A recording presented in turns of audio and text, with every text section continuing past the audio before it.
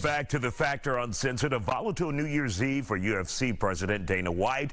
He and his wife were spotted slapping each other. Now, the incident was caught on camera in a New Year's Eve nightclub in Cabo, Mexico. No word on what happened beforehand, but White has since apologized, saying there are no excuses for putting your hands on his wife. Now, the video has many people wondering if mutual combat can exist between couples. At the bottom line, you should never put your hands on anyone. And sometimes people don't recognize that women can also be abusive.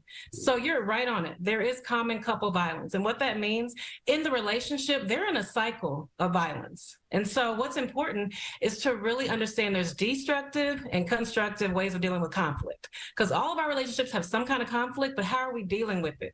Now, theirs got exposed. It's important for all of us to look at, do we have the same types of behaviors? No one hasn't seen it yet. No, Dr. Billiard, what we also heard Dana White tell TMZ is that this has never happened before. It was the alcohol, with some very public licks, what we call licks like that. It seems like there may have been some history of this. What are your thoughts on this? We don't know definitively. Right. What are your thoughts in seeing what you saw in Cabo with him on the video? For sure. And I do just want to say, whenever we see a couple going through this, it's important to recognize that this is serious. So it's not something to be taken lightly. Yeah, there may be a history. Who's to say? But even if this was the first incident, now there is a history. Mm-hmm. So that's why it's really important for intervention. And not just for this couple, but really for all of us to say, how do I handle conflict in my relationships? Because it could be the abuser and the one that is receiving abuse, or both, as you mentioned with neutrality. But then there's also the bystanders, which are all of us. And we have a role in it too. And we see something, everyone in that club was exposed. Mm-hmm. So it's important to also recognize that all of us have a role when it comes to really trying to decrease violence in relationships. Greg, let's hear from you. I'll start with my initial question. Is there a thing such as mutual combat between or involving a couple? Well, I would have to say there is a time when there is such a thing as mutual combat. Coming from a law enforcement background, Isaiah, you have to take into consideration that sometimes that couples elevate the level of violence where it becomes self-defense. And the woman can be the aggressor. Really quick, Greg, I've had several women who experience abuse and they would always tell me, well, I thought I was just in a fight. Mm-hmm. But then they became the abuse victim. So continue on with what you're saying. Well, I think because of the traditional way of thinking throughout history is that men are supposed to be chivalrous and they're never supposed to put their hands on a woman.